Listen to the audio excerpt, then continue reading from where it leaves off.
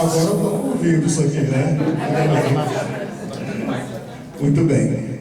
Hoje nós estamos, então, aqui no Centro de Estudos para comemorarmos academicamente, né, os 100 anos da Congregação de Sião no Brasil.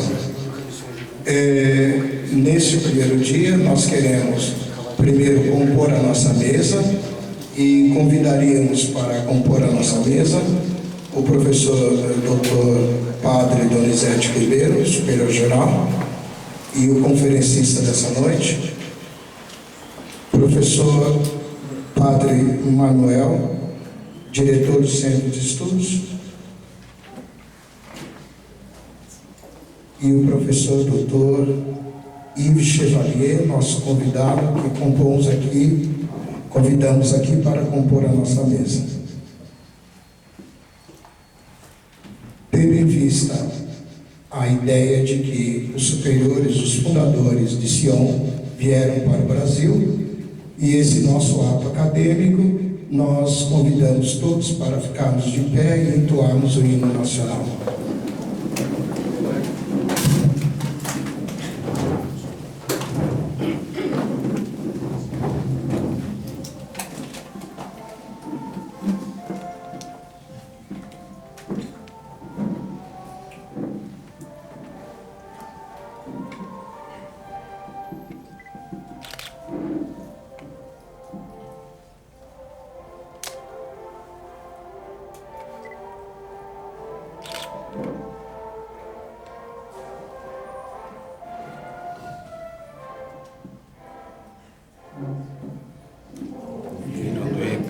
As margens plácidas de um povo heróico gado retumbante, e o sol da liberdade em raios fúlgidos brilhou no céu da pátria nesse instante. Seu penhor dessa igualdade conseguimos conquistar com braço forte. Em teu seio, ó liberdade, desafia o nosso peito à própria morte. Ó pátria amada, idolatrada, salve, salve. Brasil de um sonho intenso, um raio vívido, de amor e de esperança a terra desce. Sem teu formoso céu risonho e límpido, a imagem do cruzeiro resplandece. Gigante pela própria natureza, és velho, és forte, impávido do colosso, que o teu futuro espelha essa grandeza. Terra dourada, entre outras mil, és tu, Brasil, ó pátria amada. Dos filhos desse sol és mãe gentil, pátria amada, Brasil.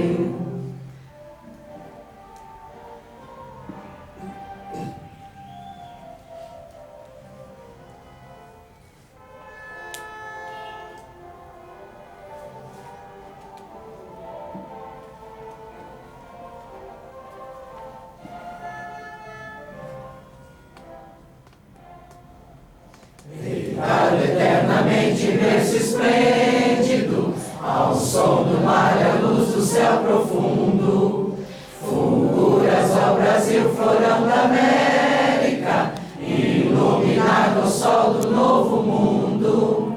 Do que a guerra mais garrida, seus risonhos lindos campos têm mais flores, nossos bosques têm mais vida. Nossa vida no teu seio mais amores. Ó pátria amada, idolatrada, salve, salve. Brasil de amor eterno, seja símbolo. O lábaro que ostentas estrelados, índigo verde louro desta flâmula, paz no futuro e glória no passado. Nas séries da justiça clava forte, verás que o filho teu não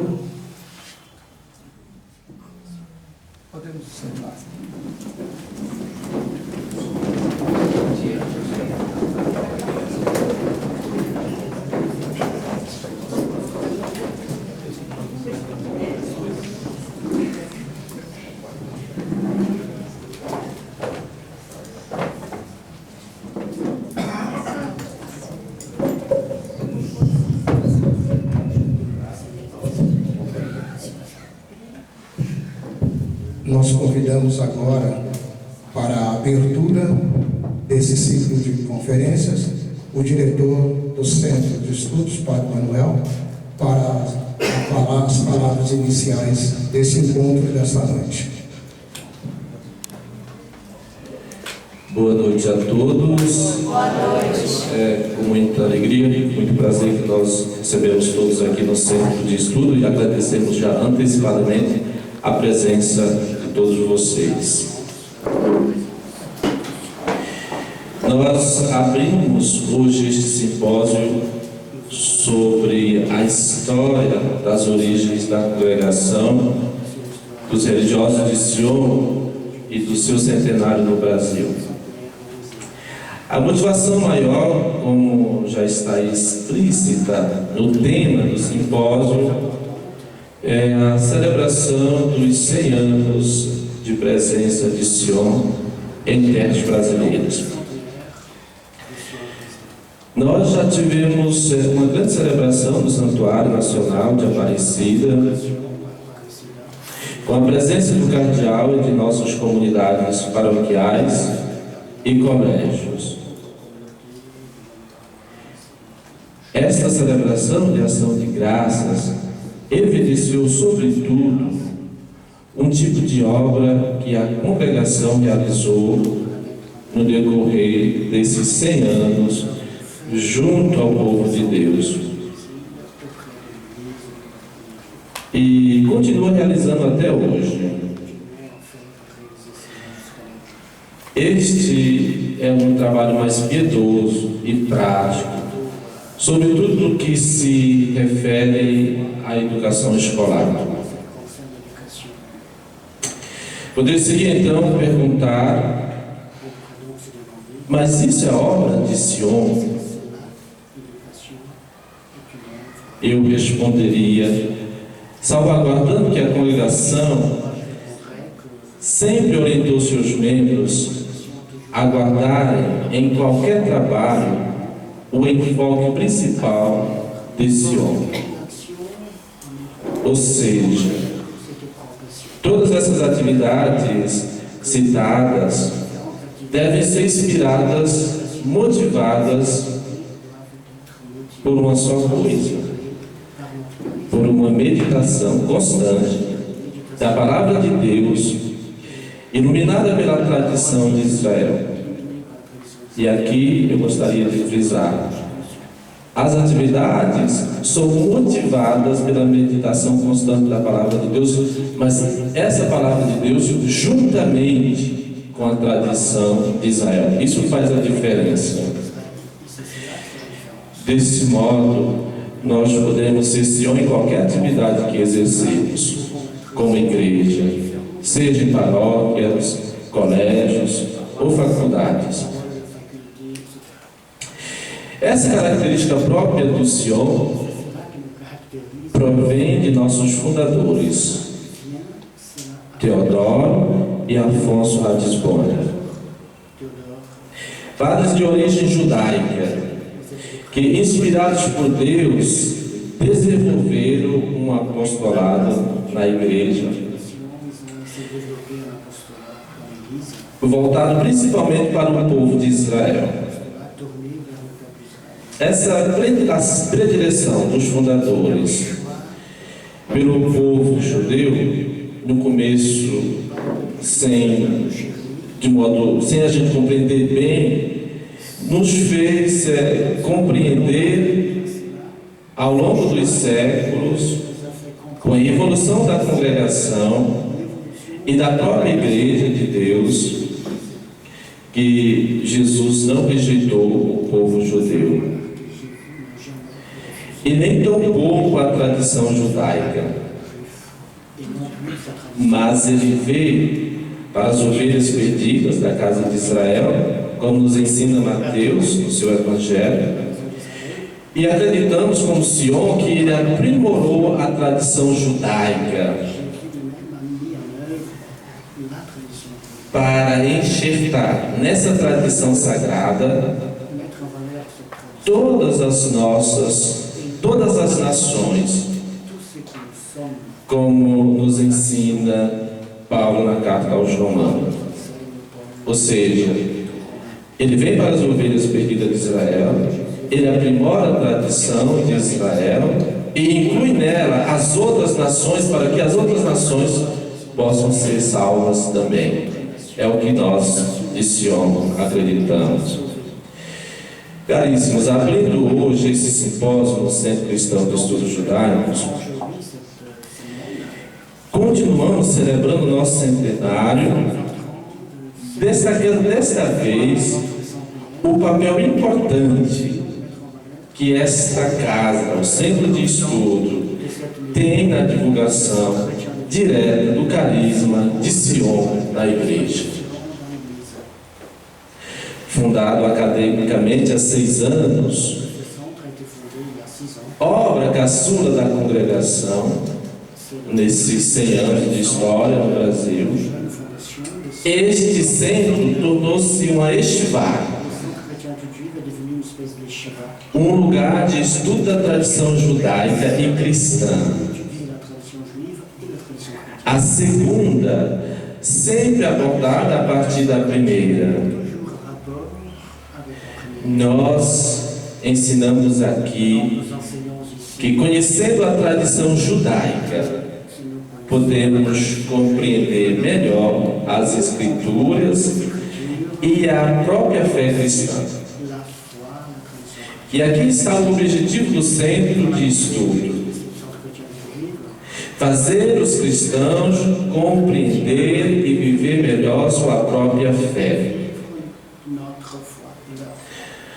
O Centro Cristão de Estudos Judaicos é, portanto, uma obra eclesial. Nós trabalhamos com a igreja e para a igreja. Vejo, caros presentes, por ocasião deste centenário, o Centro de Estudos como um sinal que indica o fortalecimento de Sion na sua vocação específica. Uma vocação que ao longo dos séculos fora vivida e assumida com dificuldades, como vai apresentar agora o conferencista de hoje. O centro é para mim o renascimento de Sion aqui no Brasil, pois através dele a congregação reassume o seu papel específico na igreja. Trabalha com as Escrituras, trabalha com os judeus, e nós temos a certeza de que as dificuldades persistirão, mas temos também a certeza que quem vive sua vocação sem passar um pouco pelo martírio não a vive plenamente. Nós, de Sion, estamos dispostos a fazer a nossa parte para que a congregação possa perdurar por mais 100 anos. E de lá do céu, nós celebraremos com aqueles que aqui continuaram. Muito obrigado. Boa noite.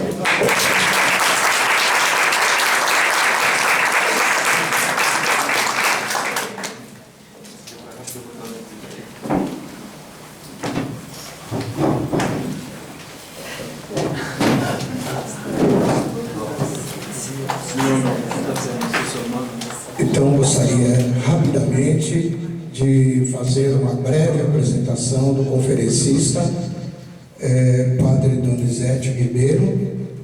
Ele é o superior-geral da Congregação dos Religiosos de Sion. Padre Donizete é brasileiro. Ele entrou em Sion em 1985, fez os primeiros estudos filosóficos aqui no Brasil, e em 1993 ele foi à França, fez os estudos teológicos, o mestrado, o doutorado em teologia. Ele lecionou no Instituto Católico durante 10 anos e ainda leciona no Colégio de Bernardin, Faculdade de Teologia e sempre cristão de estudos judaicos da Diocese de Paris. Padre Donizete, como diretor, como o superior-geral da congregação, ele reside em São Paulo, aqui no Ipiranga, e exerce uma função de comando de acompanhamento das comunidades religiosas de Sion, no Brasil, na França e Israel. Então, nós teremos o prazer de ouvi-lo nesta noite. Ele terá um prazo de mais ou menos 1 hora para a sua locução, e depois nós teremos algum tempo para os questionamentos, para as perguntas, para os comentários, e já agradecendo ao Padre pela sua disponibilidade. Obrigado.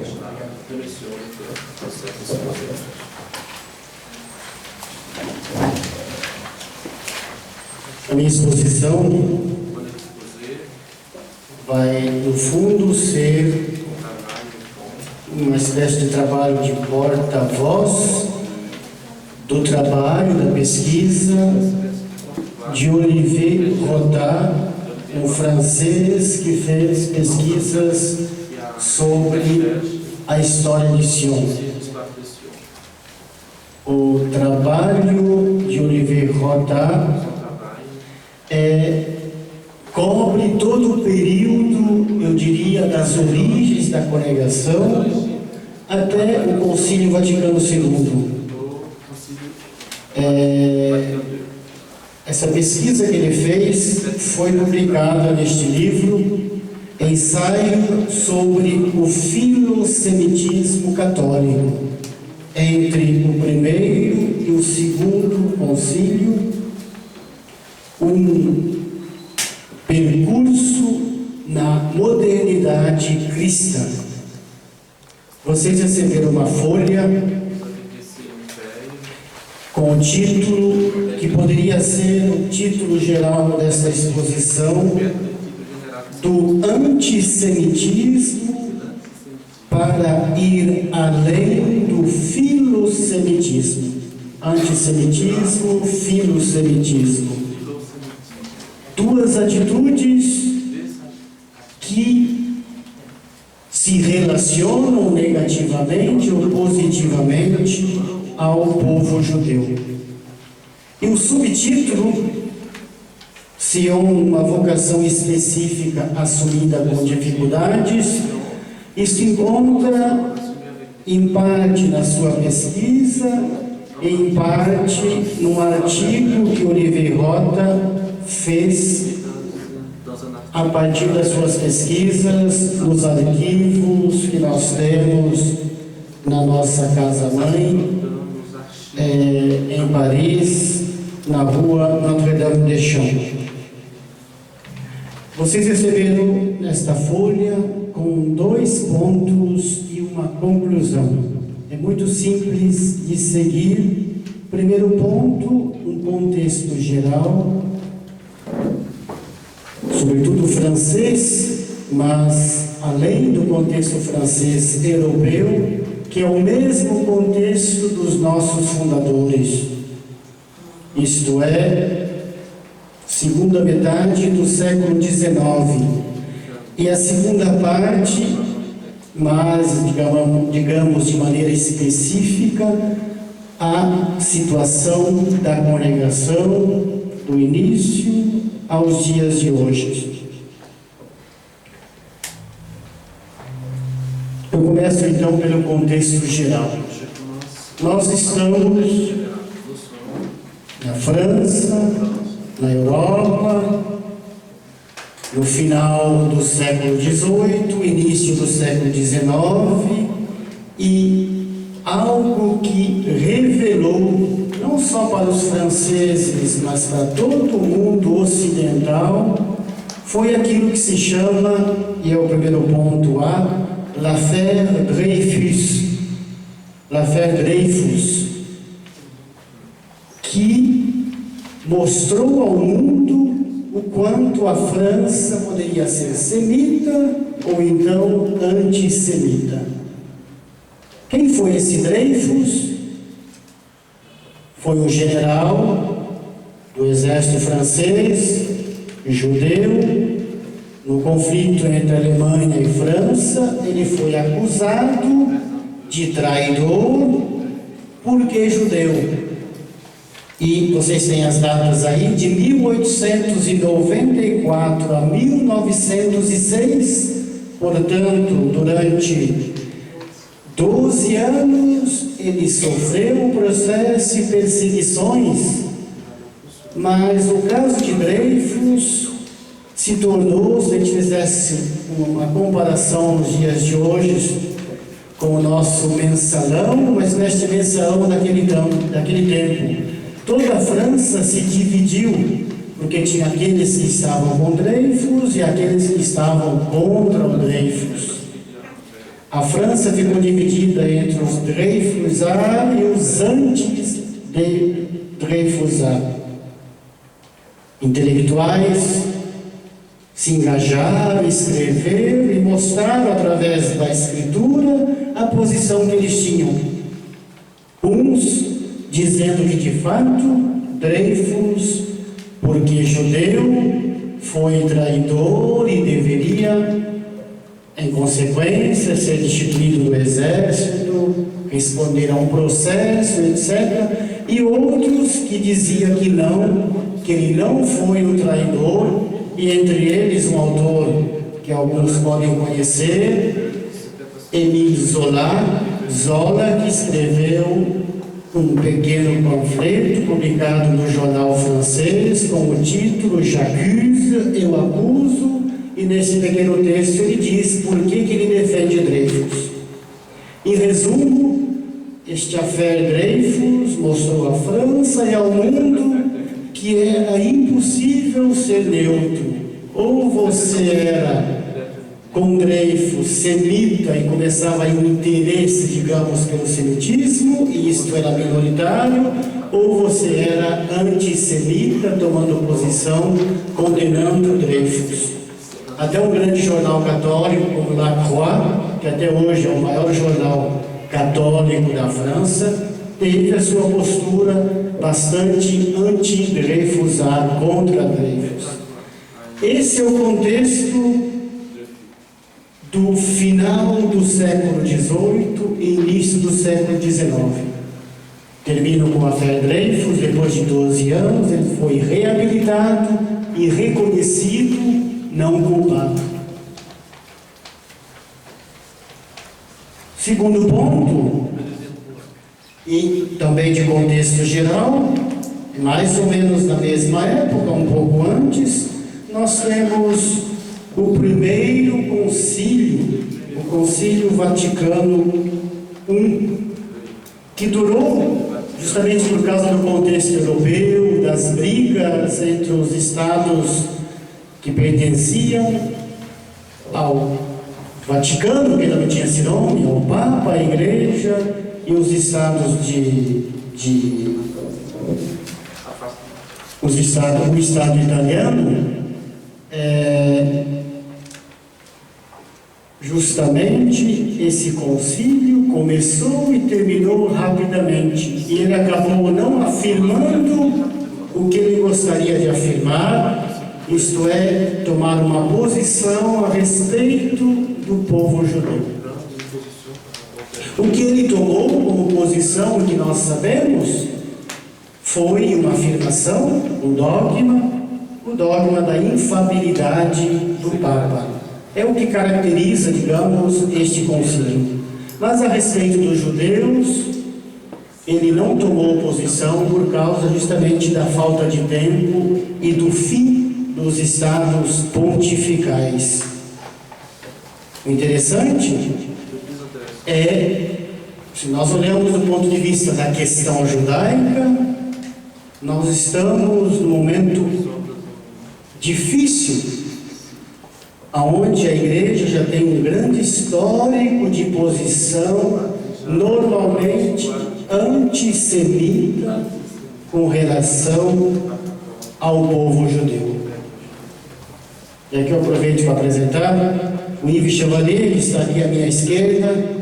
Ele fez uma pesquisa sobre o antissemitismo e publicou em 1888, vocês têm a referência também na bibliografia embaixo, este livro, O Antissemitismo, onde ele apresenta justamente as raízes e como esse antissemitismo foi persistente e desenvolveu nessa história francesa, mas além da França, na Europa. Então, isso para o Vaticano, o Concílio Vaticano I. Terceiro ponto, e eu estou sempre emprestando a minha voz para o Olivier Rota, é um dos capítulos do seu livro sobre o filosemitismo católico, é a história que é bastante típica desses dois irmãos, os irmãos Lemann, les frères Lemann. O filosemitismo dos irmãos Lemann. Eram dois irmãos, reconhece-se pelo nome, de origem judia, vocês têm as datas aí no ponto C da folha. Ambos nasceram em 1836, Augusto Lemann e Joseph Lemann, e se converteram ao cristianismo. Um deles, mesmo os dois, foram professores, e um deles com certeza se tornou mais tarde biblista, professor da Faculdade Católica de Lyon. Qual é, digamos, o grande interesse de mencionar aqui a história desses dois irmãos Lemann? Enquanto judeus convertidos, eles já começaram a ter uma posição que a gente poderia caracterizar de filosemita, de proximidade, ter uma visão a respeito dos judeus. A ideia fundamental dos irmãos Lemann, ela se repousa sobre a noção da religião do combate. Vou citar o que diz, o que escreve Joseph Lemann no livro que é intitulado A Religião de Combate, La Religião do Combate. O cristianismo, para eles, se resume no seguinte: é uma religião de oração, de perdão, de fraternidade, de fé. O catolicismo é também a religião do combate. Este nome não é uma novidade. Vocês sabem disso. A igreja na terra não deve ser militante. Ela, para os irmãos Lemann, é um campo militar de Deus e do Deus dos exércitos. O que faz a igreja para eles? Ela combate os erros, os vícios, o orgulho, os bárbaros e assim por diante. Então, a ideia fundamental é essa religião do combate. Se continuamos e situamos isso no contexto típico da França, onde de um lado você tem revolucionários, depois da Revolução Francesa, de outro lado você tem os antiliberais, os conservadores. Os irmãos Lemann se encontram nesse divisor de águas, mesmo insistindo sobre o amor, nessa noção de religião do combate. Eles gostam de acentuar a dimensão guerreira, a dimensão de guerra da religião católica. Joseph Lemann gostava de ensinar e escreveu um livro com o título seguinte: As nações tremem contra Jesus Cristo e sua igreja. Já o título mostra o ambiente, a situação em que eles viviam. E, portanto, eram judeus convertidos. Os antiliberais, na França, na segunda metade do século XIX, o período em que nós encontramos os nossos fundadores, Teodoro e Afonso Ratisbonne. Eles, esses antiliberais, pensam que os judeus eram responsáveis pela influência da igreja e, sobretudo, pela perda contínua da influência da igreja nas sociedades modernas. E, em consequência, o que faziam? Buscavam converter os judeus, buscavam a conversão dos judeus, porque, de um lado, seriam responsáveis da perda da influência da igreja, de outro lado, eles associavam os judeus aos grupos de franco-maçonaria, aos francos maçons. E daí a chamada apostasia dos judeus. Para o Joseph Leman, um dos dois irmãos, o povo judeu, e portanto ele também é judeu, o povo judeu é uma figura teológica, é aquela figura do perseguidor da igreja. E portanto, este povo deveria ser convertido para quê? Para apressar a realização dos tempos messiânicos. E aqui eu gostaria de citar uma pequena passagem do livro do Olivier Rodan para ilustrar essa ideia.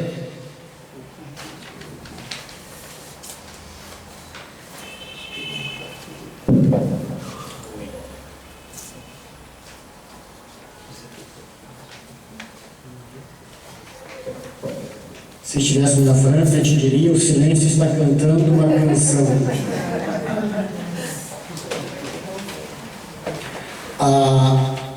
Essa visão filosemita, normalmente ela chega à constatação seguinte: os judeus são da raça do Cristo, se reconhecendo, além do batismo, como filhos de Israel. Eles são padres de Jesus Cristo segundo a graça, eles são filhos de Abraão segundo a natureza. É claro que para os irmãos Leman, sendo de origem judia, eles não poderiam negar isto aos judeus.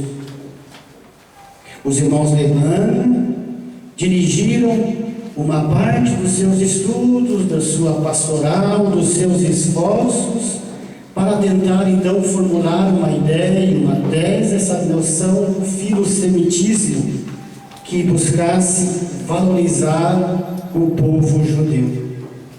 Para resumir e terminar com os irmãos Leman, para eles, e sobretudo para um deles, o Joseph Leman, que escreveu em 1889 um livro chamado A Preponderância Judaica, onde eles insistem sobre a importância dos judeus. Em oposição a eles, vocês têm no mesmo período na França um livro chamado A França Judaica, de Edouard Roumont, aonde ele, do outro lado, denuncia tudo aquilo que há de mal, segundo ele, de antissemita. Ele desenvolve, através dessa França Judaica, tudo o que é negativo e que nós recebemos e damos em seguida.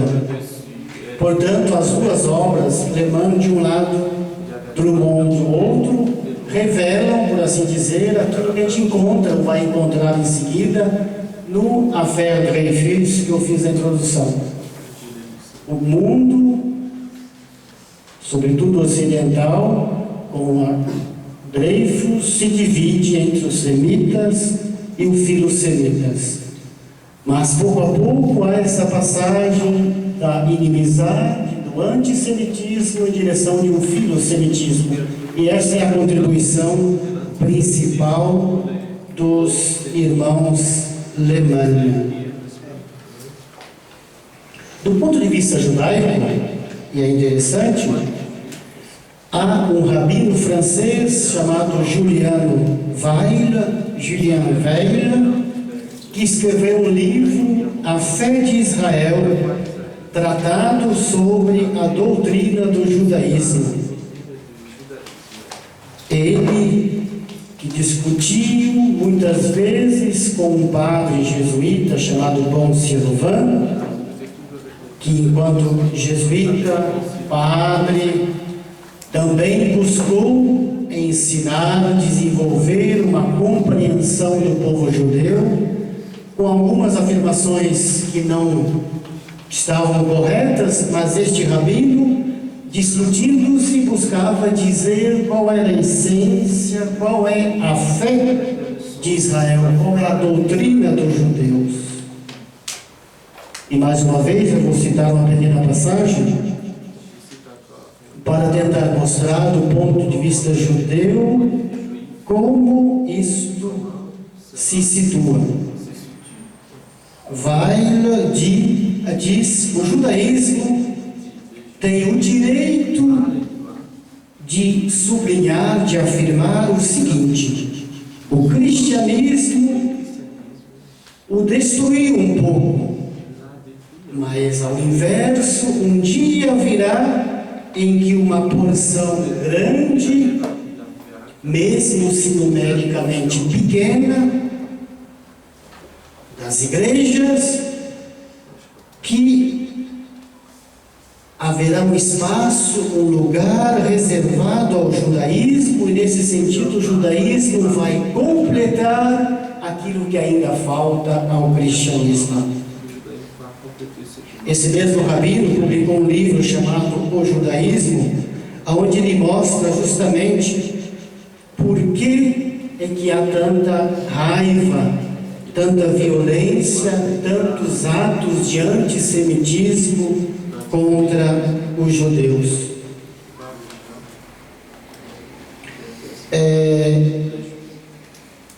Eu voltarei daqui a pouco ao Bon Sylvain, falando da congregação, porque Bon Sylvain é uma espécie de mentor, de teólogo que influenciou e muito o nosso padre Devaux durante as duas guerras, entre 1918 e o fim da Segunda Guerra, em 1945. Gostaria de pegar uma última figura do contexto geral que vocês encontram aí na folha, é a figura deste intelectual francês, Jacques Maritain, que escreveu uma obra que é a mais conhecida, e tem alguém entre nós que fez um trabalho de conclusão de filosofia nesses dias sobre essa obra, o Humanismo Integral. Jacques Maritain, que descobriu o judaísmo, o cristianismo, já numa certa idade, casado com Raíssa, uma judia da Europa Central, de origem russa, e ambos juntos como casal descobrem o cristianismo, e com o cristianismo descobrem o cristianismo ligado ao tomismo, essas noções fundamentais do que é o bem, o que é o bom, etc. E a partir daí ele vai desenvolver a sua filosofia, que o título do livro diz muito bem. É um humanismo, mas não um humanismo quebrado, que leva em conta só um aspecto da pessoa. É um humanismo integral, que considera a pessoa na sua totalidade. Mas eu não estou citando Maritain por causa da obra filosófica geral dele, eu estou citando, e seguindo a proposta de Olivier Rota, para mostrar como é que o Maritain influenciou também, digamos, nessa atitude que sai de inimizade, de antissemitismo, para uma atitude nova, de proximidade, de filosemitismo. Eu dizia, Maritain e sua esposa, Raíssa, sua esposa, converteram ao catolicismo. Eles assumem a herança, pelo menos em parte, a herança daquilo que significa os judeus na história. E eles devem isso a um livro chamado A Salvação pelos Judeus, que é um livro escrito por Léon Blois. E esse escritor escreveu um livro em homenagem à esposa de Maritain, Raíssa, para valorizar justamente essa dimensão judaica da cultura e da religião judaica. Escreve então o filósofo e humanista Maritain o seguinte: essa obra, A Salvação pelos Judeus, com uma outra obra, A Mulher Pobre, foram sem dúvida a grande obra do Léon Blois. E nós, diz ele, eu e a minha esposa, nós ignorávamos quase tudo da fé cristã. E foi este livro, contando, é claro, com a graça de Deus, que nos fez entrar no cristianismo como se fossem relâmpagos sobrenaturais, que nos fez mostrar o valor dos profetas, as figuras bíblicas, o sentido profundo da revelação cristã e da história humana. Estão aí alguns elementos daquilo que Maritain vai chamar de humanismo integral. Enfim, para terminar com Maritain, ele insiste sobre um ponto importante que influenciou, ele já está, digamos, idoso, no aspecto da relação entre as religiões como sendo uma atitude de acompanhamento. Ele diz que não se deve acompanhar as religiões, deve-se acompanhar aqueles que creem, aqueles que têm fé. E a partir dessa atitude que é possível o encontro das religiões. Aqueles que acreditam, descobrem juntos, se conhecem melhor, na medida em que um acompanha o outro.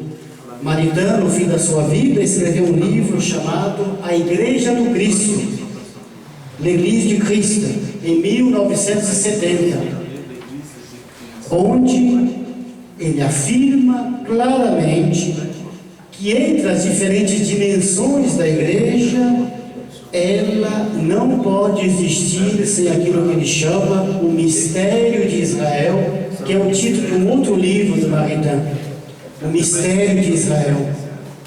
E para quem conhece o documento Nosso Traité, são as primeiras palavras do documento Nosso Traité, perscrutando o mistério da igreja. O mistério de Israel e o mistério da igreja é como se fossem os dois lados da mesma moeda. Eu passo agora, tendo apresentado esse contexto geral, ao segundo ponto da exposição. Já foram quantos minutos? Oh, que beleza, mais meia hora. Se alguém dormir, levanta a mão, por favor.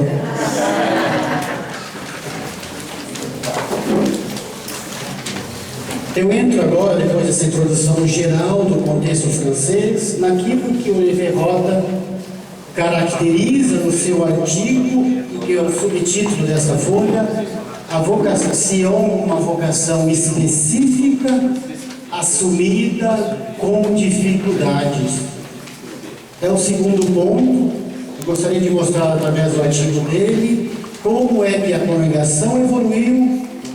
E aqui eu poderia dizer não a congregação de Sion masculino, mas de uma certa maneira também as irmãs que estão aqui presentes, como é que nós evoluímos durante este mais de um século, no nosso caso praticamente um século e meio, se nós consideramos a data de fundação nossa, 1852. E no caso das irmãs, ainda mais. Irmã Judite, qual é a data oficial? Do início da congregação? Sim. As primeiras constituições, 1952. A gente fala mais 20 de janeiro. Mas eu acho 20 de janeiro como sinal. Você sabe melhor do que eu. 20 de janeiro de 1842 é o sinal, mas as irmãs começaram com as primeiras damas em que ano? 52. 52. 52? 53? 1853. Na França eu tinha ouvido uma outra versão, mas aqui pode ter brigas de escolas.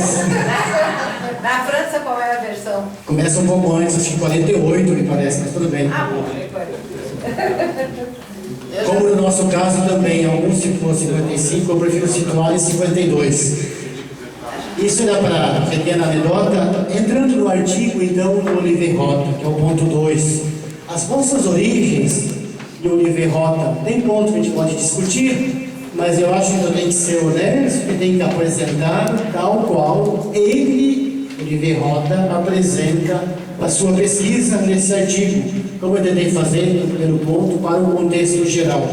Então, para este pesquisador francês de Lille, a vocação de Sion, que você já percebe no título, é sem dúvida uma vocação específica, própria, mas que ela foi assumida pouco a pouco e com grandes dificuldades. As duas congregações das irmãs como a nossa, então essa família religiosa de Sion, fundada, digamos, ou iniciada no meio do século XIX, 1842, se nós pegarmos o sinal, que é a visão de Afonso Maria Ratisbona em Roma, 20 de janeiro de 1842, este sinal, com ele, da aparição de Maria, que faz com que a obra comece. O seu irmão, que é 11 ou 12 anos mais velho do que ele, Teodoro Ratisbona, já era padre, mas ele estava, por assim dizer, esperando um sinal para começar. E o sinal é que vai, digamos, abrir as portas para que Sion começasse, pelo menos como projeto, mesmo se na prática, 42, 52, se nós e as irmãs estamos de acordo, não começamos antes de ter passado os 10 anos. É um período, eu diria, necessário para a formação do nosso padre Maria Afonso Ratisbona, que, se convertendo em Roma, ele vai rapidamente pedir socorro aos jesuítas, forma-se com os jesuítas, torna-se padre e depois volta para encontrar ou reencontrar seu irmão e então iniciar. Eles iniciam, mas cada um fica no lugar, porque o Teodoro fica na França e o padre Afonso Maria, o Maria Afonso, em duas versões, esse Maria Afonso, Maria primeiro, vai e vive toda a sua vida em Jerusalém.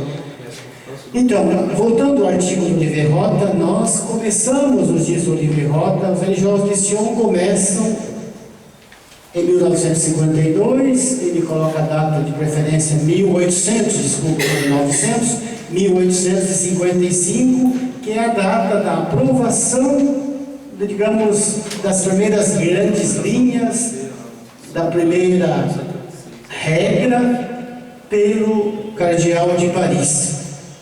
Mas, de fato, a congregação como grupo passa a existir em 1893, quando os primeiros religiosos, de fato, se engajam fazendo os votos, e então se tem uma constituição, se tem um voto, se tem um superior, 1893. Os nossos fundadores já haviam falecido, eles faleceram em 1874, portanto, quase 20 anos depois.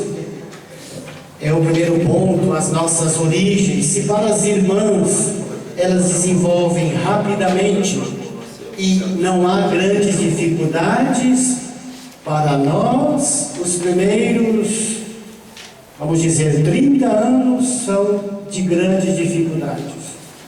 E a gente pode compreender por quê. Nesse contexto difícil, o francês tem essa vocação judaica que não é entendida, e eu esqueci de dizer na minha introdução, todo mundo se situa já com a Affaire Dreyfus, mesmo antes e depois, com aquilo que se convencionou chamar la question juive, a questão judaica. O que é a questão judaica? É o fato está presente no Brasil e em todo lugar, o fato que Jesus veio, o mundo inteiro se tornou cristão e tem um grupinho que resiste e que continua judeu. É isso a questão judaica, que do fato mesmo da sua existência questiona os outros e sobretudo os cristãos.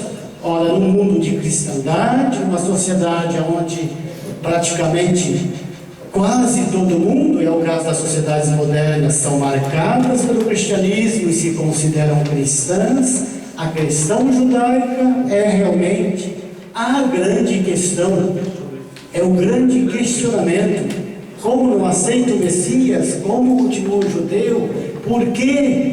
E mais por que se não se terminam? Nesse contexto, a gente pode imaginar a dificuldade para Sion para começar. Os irmãos Ratisbonne sempre tiveram, quando estavam ainda vivos, alguns próximos deles, padres, normalmente vindos de outras dioceses, mas que vinham porque se interessavam, faziam uma primeira experiência e depois voltavam para suas dioceses, assumiam outros trabalhos pastorais e não conseguiam, digamos, se afirmar como Sion, fazendo votos e se afirmando dentro daquilo que é específico, que seria a vocação, o carisma próprio de Sion. Eu diria uma palavra, o contexto não permitia que os irmãos Ratisbonne de fato realizassem a obra pela qual eles iniciaram e pela qual ou para a qual eles se converteram. Então essas são as nossas origens, que o Olivier Rota mostra muito bem, são origens com dificuldades.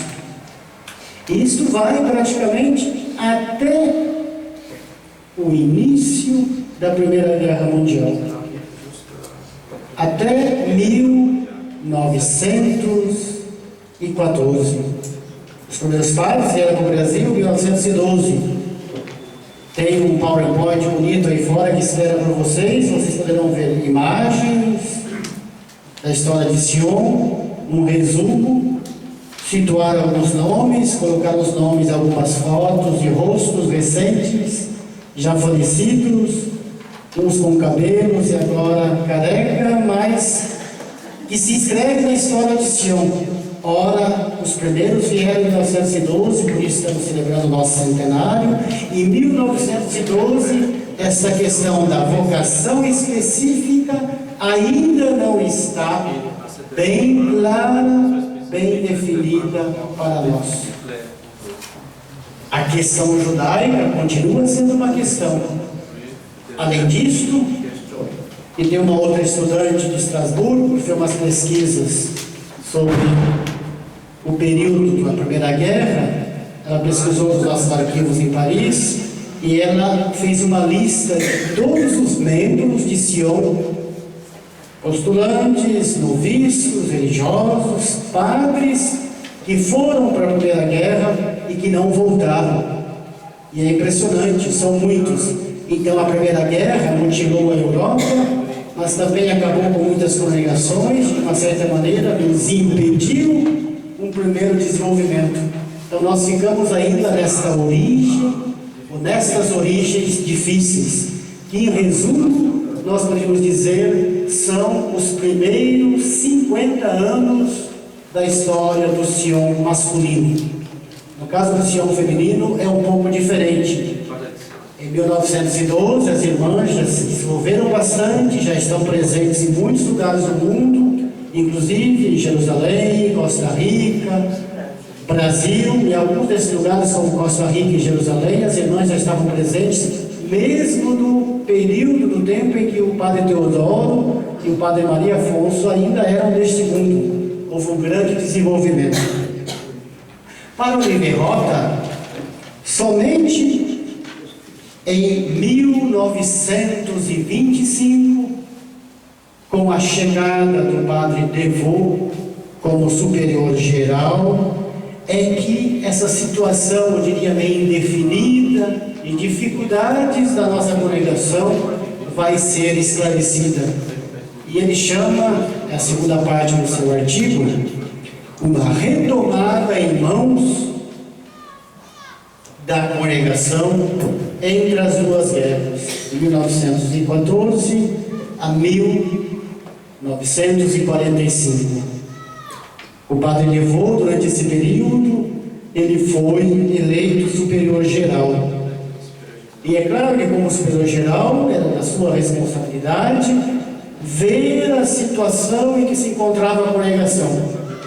Para isso, ele não só fazia-se reuniões, tentava se definir o que era a congregação, qual era o seu carisma, mas ele foi diversas vezes a Roma e tentou buscar qual era, digamos, o conselho, a posição, a orientação da igreja para Sião. Para o padre Levô, é muito claro que a congregação tem um carisma e que ela só vai se desenvolver se ela for fiel ao seu carisma.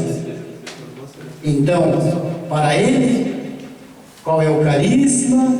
É um apostolado que esteja ligado aos judeus e, é claro, nesse contexto geral da França, ligado à relação dos judeus com o cristianismo. Concretamente falando, era a proximidade, era aquela noção geral que eu acabei de falar de filosemitismo, de combater os preconceitos, de mostrar a importância dos judeus, de dizer que eles são, mas o termo ainda não está dito, os nossos irmãos mais velhos da fé, de combater no fundo o antissemitismo. E o padre Levô, com o outro, Marangô, com o trabalho deles qual era? Nós não tínhamos paróquia como hoje, eles iam de paróquia em paróquia, de comunidade em comunidade, faziam conferências, falavam do povo judeu, alientavam, chamavam a atenção sobre, entre outros, o grande perigo que era o antissemitismo ambiente e o grande risco que vocês conhecem. Nós estamos nos anos 20 e Hitler está contando, e as consequências nós sabemos no final dos anos 39, Hitler quer dominar e praticamente domina toda a Europa. Há raízes em Hitler que são, de uma certa maneira, raízes antissemitas devidas ao cristianismo, herdadas do cristianismo. E um dos trabalhos práticos do padre Levô nos mostra o dever roda é justamente isso, insistir no outro lado, mostrar como é que a gente pode ser filosemita e não antissemita. Daí a importância do meu primeiro ponto, o contexto geral europeu no final do século XIX e início do século XX. Em resumo, a nomeação do padre Levô como superior-geral então permitiu que a congregação de Sion, pelo menos os religiosos, colocassem de novo a questão fundamental.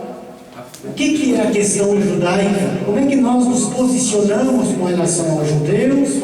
E qual é a nossa atitude? Qual o nosso apostolado? Como é que nós, a palavra não está dita, mas é nesses termos que deve ser colocado, como é que nós testemunhamos nesse período difícil do contexto europeu, da nossa missão, do nosso carisma, da nossa vocação de Sion. É a questão judaica que está à tona, que está à luz do dia. E em torno dessa questão judaica, Sião deu uma resposta particular, que é a resposta, que é o fato mesmo da permanência judaica. É uma resposta positiva. Os judeus não se converteram, não desapareceram, eles se encontram aí. É por isso que, em torno do padre Levô, nos anos 20 e 30, em Paris, outras grandes figuras vão se associar. Falei do Jacques Maritain, ele é próximo e participa do grupo. criado pelo Padre Devaux, no 68, no Notre-Dame de Champs. Tem um psicólogo chamado Oscar Ferenczi. Tem o teólogo Dom Sylvain, que eu já falei, que era um jesuíta, professor de Bíblia, que é, digamos, o homem, como se diz em francês, le maître à penser, aquele que dá o conteúdo teológico para o Padre Devaux, que é muito mais um homem de ação, de prática, se nós usássemos a expressão de hoje, mais pastoral do que na reflexão, mas uma ação que quer levar em conta o específico, aquilo que é próprio de Sion. E era a função dele. Se talvez não fosse antes, o fato de ele assumir a direção da congregação o levou a ter que definir melhor qual era o carisma. E se ele não tivesse feito isso no interior, pode ter certeza que do exterior ele teria sido forçado, porque havia uma posição romana, havia uma orientação da Igreja, do Vaticano, que insistiam sobre Sião, qual que é a missão deles, o que eles estão fazendo, muito ou muito pouco. Pequeno parênteses, neste mesmo período havia uma associação leiga chamada os Amigos de Israel, que Roma simplesmente proibiu. E nós escapamos por pouco. E por quê? A MIT Israel, os Amigos de Israel, era uma associação que tentava se aproximar dos judeus, e alguns entre eles eram judeus, mas a maioria de origem cristã, mas com uma posição muito ambígua. E a ambiguidade se situava justamente na relação entre o ser cristão, o pertencer à igreja, e a relação com os judeus. Eles herdaram, de uma certa maneira, de um outro movimento que eu não falei aqui, mas que foi muito forte na França, a chamada Ação Francesa, l'Action Française, aonde eles diziam, em resumo, a igreja sim, o cristianismo não. Radical. O que quer dizer com isto? A igreja, na sua estrutura social, piramidal, posicionada do lado da monarquia, ela é útil à sociedade. O cristianismo, com as suas ideias revolucionárias, morrer na cruz, sofrer, o amor, Deus me livre, diriam eles. Isto não. A MIT Israel, porque herdou um pouco disso, teve dificuldades, e o Padre Devaux era próximo e teve que tomar posição também. E ele mesmo escreve, ele compreende perfeitamente por que essas pessoas foram, por assim dizer, caladas pela igreja. É interessante, isso mostra como a nossa vocação nós estamos sobre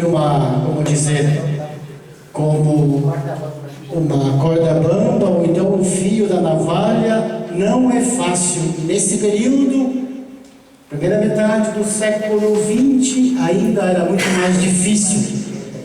Para terminar com a ação de l'Action Française, a ação francesa, os herdeiros deste movimento, estou fazendo uma caricatura, eu tenho consciência, os herdeiros desse movimento é o movimento lefebvriano hoje, dos anos 50 e 60, que continuaram um pouco, herdaram algumas coisas, não é exatamente o que afirmava a ação francesa, mas é o que continua. Mas isso é uma outra página da história. Volto ao artigo do Olivier Rota. Com o Padre Devaux, em torno da questão judaica, nasceu um grupo de intelectuais, mas não só, de cristãos, pessoas, como dirá mais tarde Vaticano II, homens e mulheres de boa vontade, preocupados com a vocação, com a importância do povo judeu, e começaram a refletir e trabalhar com eles em Paris. E aí que nasceu uma revista chamada A Questão de Israel, La Question d'Israël. A Questão de Israel quer ser uma resposta àquilo que na sociedade se chamava a questão judaica, só que é uma resposta positiva, na linha do filosemitismo e não na linha do antissemitismo. Grandet, o livro do Yves Chevalier. Esta associação se desenvolveu, criou-se então uma revista, mas juntamente com ela, e de uma certa maneira o que precedeu esse movimento foi, sobretudo, uma associação que desenvolveu muito na França da oração pelo povo judeu, a Arco-Confraria, l'Arche-Confrérie, que nasceu já do tempo do Padre Teodoro e que desenvolveu, e que eu diria, mutatis mutantes, é daí que nós, digamos, fomos buscar alguns elementos para atualizar naquilo que nós chamamos do apostolado de Sião. Esse movimento tinha uma revista, fazia-se, reunia-se, rezava-se, buscava transmitir, eu diria, uma dimensão de amizade, de filosemitismo, sobre a importância do povo judeu. É claro que havia uma parte de ambiguidade, havia narrações, experiências de convertidos judeus, e através dessas narrações se buscava também, de uma certa maneira, uma conversão, mas não a conversão forçada, como era entendida no contexto geral, mas uma conversão como resultado de uma caminhada individual própria das pessoas. Este grupo cresceu tanto que, num certo momento, eles chegaram a ser mais de 30 mil membros. Até Pio IX se associou e recebia o boletim da associação. Essa associação precede o trabalho do Padre Devô, e o Padre Devô se inscreve como superior geral, como responsável do grupo, que não é só do Sion masculino, mas é também das irmãs, e através das irmãs, isto vai até a Inglaterra, vai aos Estados Unidos e ao Oriente, e assim por diante. Em resumo, se eu volto ao ponto 2, Padre Devô, uma retomada em mãos da congregação entre as duas guerras, é com Devô que a congregação se define, e com ele não há mais como ficar em cima do muro. Ou é numa direção, ou é na outra. Ou se assume, ou não assume nada e não pode ficar. É um momento decisivo na história. E Devô, eu devo dizer, a minha Verrota não menciona no artigo, o Devô, tudo isso parece muito reflexivo, mas o Padre Devô, como eu disse, foi um homem de ação, e ele se engajou, não só como superior geral, mas em seguida, durante a Segunda Guerra, ele criou e esteve à frente de toda uma rede de pessoas que se ocupavam em salvar judeus, adultos, mas sobretudo crianças. Salvar de quê? Daquilo que todo mundo sabe, da Shoah, do massacre organizado, sistemático de judeus por Hitler e toda a sua banda. Porque o nazismo não é nada mais, nada menos do que um movimento organizado, sistemático de assassinatos. Com o método que nós conhecemos, vocês devem ter visto os filmes e imagens. A novidade aqui é que não se mata mais alguém porque pertence a tal ou tal grupo, porque se deve alguma coisa ou não. A novidade de Hitler é que se mata porque simplesmente a pessoa pertence a este povo, que é o povo judeu. Percebe que por detrás disso, se a gente vai mais longe, é uma resposta àquilo que se chama a questão de Israel. O Israel tem que desaparecer, o judeu tem que desaparecer. É esta a prática de Hitler. Eu sei que no mundo ocidental, e por influência do inglês, a gente usa o termo holocausto, mas com João Paulo II, desde 98, o termo correto deveria ser Shoah. Holocausto significa a pessoa se oferece voluntariamente e vai, como está na Bíblia, se oferece a Deus e se imola. Um judeu não pode nunca fazer isso. Então há uma contradição. O termo correto não é o holocausto, é Shoah, que significa destruição. E destruição, que você queira ou você não queira, não depende de você, não depende do judeu. Isso veio através de outros e através, como eu disse, deste massacre organizado, sistemático do sistema nazista. Neste contexto que faz o Padre Levaux, ele arregaça as mangas e parte para a ação e salva judeus, sobretudo crianças. Como o Padre Levaux, há pessoas leigas, há irmãs de Sion em Paris, tanto as irmãs chamadas, aquelas que são professoras dos colégios, mas